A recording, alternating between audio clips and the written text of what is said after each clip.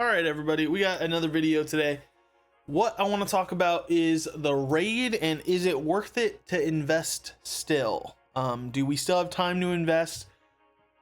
Do we still have time to get rewards out of it that make the farm worth it before we move on to the next raid? There's been a lot of talk with people about whether or not it's worth it to invest in raid characters. I still think it is, but ultimately it's going to be situational for different people. You know, we're coming up on, we're not quite at the midpoint yet. We're probably a quarter of the way through, a little bit over a quarter. I'll say a third of the way through is probably a good one.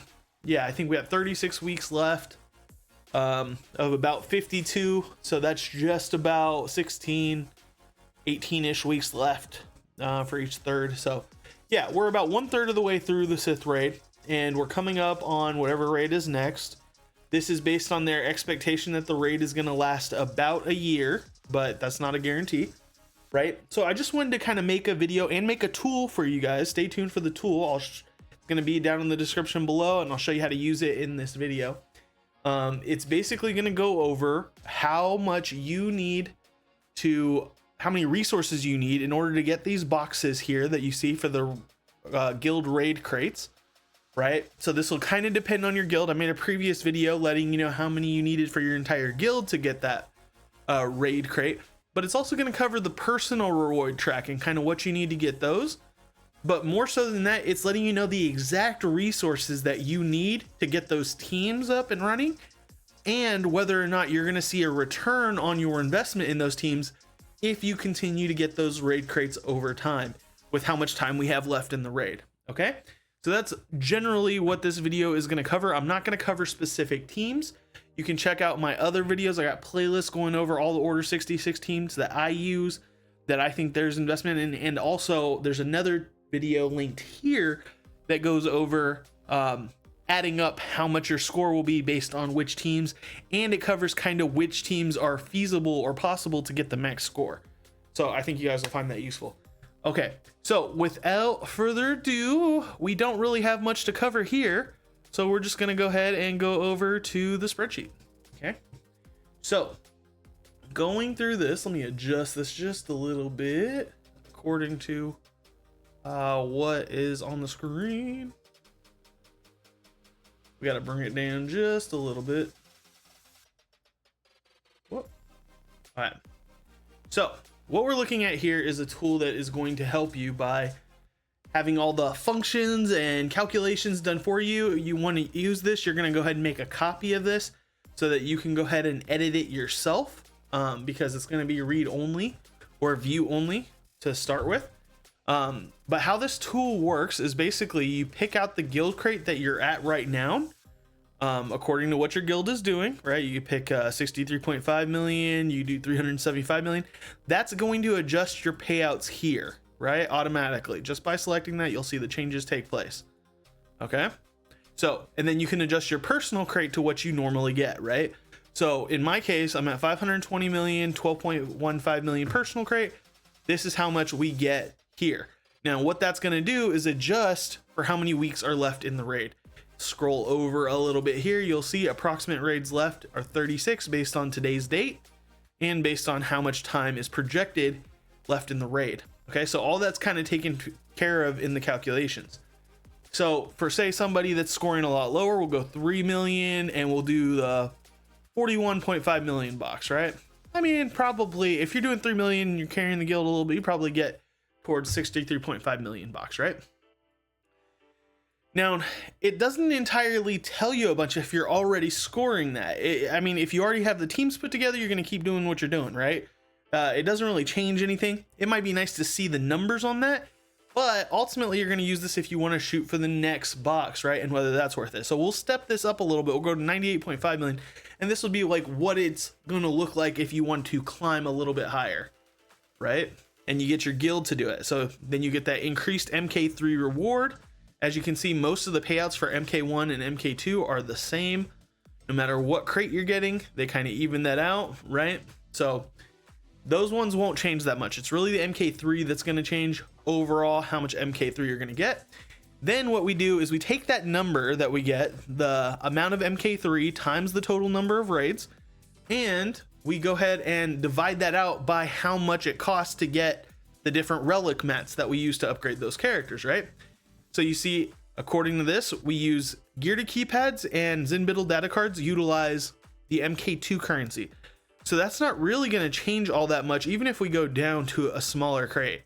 413 we can get in gear to keypads versus 455, right? So like 40 gear pads if we're just jumping up millions in our score. But the impulse data detectors, arrow magnifiers, and electrium conductors all use MK3. You can do MK2 with electrium conductors. Do it as you need to, but it's just easier and it's not too much of a penalty to use MK3 unless you really just can't afford to use any MK3 on that because you're buying arrow magnifiers and impulse detectors, okay?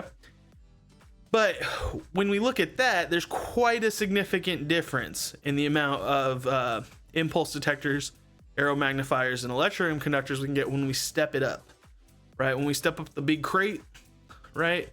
All of a sudden we're getting double or triple in terms of the amount that we're getting, right? Because this number is going up quite a bit higher. Like when we go up to 520 million, we get 8,800. Holy, did I just have a stroke? 8,800. And then if we max out the crate, we're getting about 10,000 MK3, right? It's a whole lot of electrium conductors and impulse detectors, okay? But again, it's not about that. It's about the smaller crates, right? So what happens is we are needing to prepare a new team. We're needing to invest something more to get our score up so that we can shoot higher, right? So if we want to punch a little higher, we need a 1.2 million team. 1.2 million, you're looking at about an R7 team or an R8 team, right? So say I don't have any of those characters at R7. What am I going to need to get that characters, all 5 of those characters, to R7? Well, you can put in 5 characters here. When you put in those 5 characters at R7 to get that 1.2 million team, it's going to let you know you need 200 electrium conductors, 50 Zinbittle data cards, and that's it, right? Because they don't require impulse detectors or arrow magnifiers, gear to keypads, or droid brains. I'm just saying, look right here. I know this doesn't incorporate signal data. There's no way to get signal data in raid currency. So that's just going to be a different calculation. That's going to be up to you to decide how you want to incorporate that. There's no metric I can really give you in order to justify that. But what I can tell you is if you stepped it up, if you were able to get your guild to all do these 1.2 million teams or whatever, you guys made a concerted effort to go ahead and pump this up to 98.5 million, right? By getting this one Relic 7 team. Well, you're going to spend 50 data cards and 200 electrium conductors. And in return, the currency that you're going to get for the rest of the raid, these remaining 36 weeks, right? And as you farm them, it's going to take time and then it'll reduce the amount of weeks. But generally, it's going to be worth it because when we look at this right now, right, you need, or you'll get over the course of the raid, you're going to get 1,339 electrium conductors by the time the raid ends, right? So super worth it on the electrium conductor front. And then Zinbittle data cards, you're going to get 1,182 for your 50 Zinbittle data card investment, right? Now we take this a step further. What if I need a couple? I already have 2 R8s and then I need 3 more, right? So if that were the case, then you would need these. Now things get a little bit dicier, but you're also stepping up your raid score quite a bit to 2.7 million. I'm sorry, the R7 was 1.8 million. I got those numbers mixed up. I was thinking Relic 5. But Relic 7, so you're stepping it up way more substantially, right? Then getting by a 2.7 million team, you're going to step it up to the next raid crate, right? So say you go up there, that's going to change the numbers here. For your 180 electrium conductors, 380 together, right? You'll still be able to make a number of electrium conductors over that, right? But that's not the whole story because you're not just getting paid in electrium conductors. You also need to cover these arrow magnifiers and these impulse detectors, right? So it looks like you would get a lot more, 10 times the amount of impulse detectors, but you got to cut that in half a little bit because you need 60 arrow magnifiers too. Okay, so right here, you can tell that you're definitely going to get more impulse detectors. You're definitely going to get more arrow magnifiers, more Zinbittle data cards. But what if we add all this together, right? How do we know that we're gonna go ahead and profit here without doing a whole bunch of algebra. Well, I already covered that too, okay? So what you're gonna do is, if you need this for your 2 teams, right? I'm gonna take this up to 5, just say you need a R7 and an R18, just to make it easier, okay? We need 500 electrium conductors. So we go up here to the top and it says mats needed. You put in 500 electrium conductors. That's going to tell you need 50,000 MK3, and it's also going to tell you how many weeks it's going to take to get to the raid. So we have 36 weeks remaining, right? So 10.6 of those is going to be used just paying off the electrium conductors, right? Let's go back down here. We need 150 plus 50s inbuilt data cards for 200. We'll go ahead and plug that in right here. Okay, that's going to be mostly an MK2. You can buy it with MK3, but it's recommended you spend MK2 on it, right?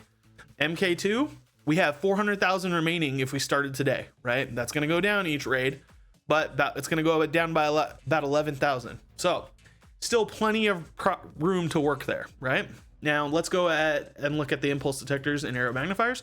Need 100 each of those. Okay, so we'll plug in 100 here and then 100 here. Okay, so what this looks like is, if I'm getting this team to R7 and this team to R8, so I can jump up my score to the next box, and hopefully everybody else in the guild can do this too, right? Then it's going to take 121,500 MK3. Well, how much MK3 are we set to get for the rest of the raid if we're scoring this top box? Well, we got 169,000. So that means after we pay for the team that we're using to invest in the raid, we're going to have about 48,000 left over, right? And 48,000 MK3 looks like, I don't know, probably 180 impulse detectors extra, right? So this is a nifty little tool. You can plug in whatever you need to. If you are looking at plugging in Relic 3 and Relic 5 characters in order to get your score up, depending on what teams you're using, if that's going to increase the amount of MK3 you get, do it absolutely, because the Relic 5s don't require any MK3. So you're using Relic 3 and Relic 5 characters to fund your impulse detectors and arrow magnifiers for your Relic 8 tunes, right? Or even your electrium conductors for your Relic 7 characters, right? So it's absolutely worth it if you can use Relic 3s and Relic 5s to get any MK3 whatsoever, right? Even if we're talking about like a lower crate that just barely has anything, that's still 2,000 extra MK3 that you could be getting, okay? Over the minimum box, which is like a 1,000. Okay, so it's like a little bit, 700 more, right? We're getting the 20 million crate. It's like 700 more, but 700 more adds up over 36 weeks, right? So use this tool however you want to. If you want to plug in Relic 9s, okay? I didn't put a 0 in here. That's annoying. Okay, for right now, I'm gonna put a 0. Oh God, don't do this to me. Okay, errors of the tool. Okay, errors of the tool. Don't look at this right now. I'm just gonna go ahead and edit this. You don't need to concern yourself with this. Okay, I'm just adding another item here with a 0. So I can 0 that out. 0, please, thank you. Oh no. What happened? Okay, I just ruined everything. Don't worry about it. All right, we'll deal with that later. Okay, we'll drop this down to 1. All right, say we need 3 R9s. You don't need 5 R9s. You really don't. You can get two mans and 3 mans. 3 is probably the most normal for team, but Tarkin is obviously Tarkin and Scorch for 2. But you're looking at this right here, right? And that's going to step up your score 3.6 million for each R9 team. Right. The thing to note though is gear to keypads you'll get a bunch of them if you focus your MK2 towards it. Droid brains, however, cannot be gotten with any raid currencies. So that's another thing like signal data that you're going to have to go ahead and figure out for yourself on whether you want to invest them in the raid in order to get more and more currency to get more Relic 8s and Relic 7s. Right. You need to spend droid brains to get R9s to get more R8s and more R7s. There's definitely ways to get the max score without a bunch of R9s, but it could be a fast track. It could be a little bit easier to get 3 R9s compared to 5 R8s, right? Let's look at the difference here. So it takes 3 R9s, right? 240 electrum conductors compared to 300. 150 is in middle data cards, it's the same. Takes a little bit more impulse detectors and arrow magnifiers, and then obviously the droid brains and the keypads. But for that investment, you're going to go ahead and get more score. You're going to get 900,000 points more on the Relic 9 team over the Relic 8 team. And those Relic 9 teams are a lot easier to run in a lot of cases. So keep that in mind, right? That's what right now Relic 9 is mostly about. In context of the Relic Deltas and stuff, right now Relic 9 is basically used for requirements and unlocking new things, but it's not required because of the power the tune provides or anything, right? So that's what we need to use Relic 9s for. Droid brains, keypads, we use them in order to get more resources, to get more Relic 7s, 8s, 9s too. So hopefully you guys find this tool useful. Let me know if this helped you at all, or if there's anything you think you could use better, like, or anything else that would help you figure out this calculation. I don't mind helping down in the comments either. Ultimately, right now, two-thirds through the raid, we are very much in a position where it's valuable and still worth it for you to go ahead and invest in an R7, an R8, an R9 team. You're going to be able to get the amounts that you put into it out, not signal data and droid brains, but everything else you're going to be able to get out of this raid, just the payouts that you have remaining. Now, there's also something to be said for those characters being relicked, right? Because those relics aren't going away just because the raid goes away. The value in those characters goes away a little bit, but you still have Relic 7, Relic 8, Relic 9 characters on your account that could be used for many different things. Things that come to mind are Territory Battle. I still use a ton of those. The clones, for example, are used heavily in TW and GAC, right? So they have extra uses being at those relic levels. They're not amazing, just those little added bonuses, but they're definitely going to be as we move into Relic Delta future, right? So that's something to consider as well. The stock is only increasing, and having those R9s on your team is going to be a huge boon, even if the raid has moved on, right? And we move on to the next one.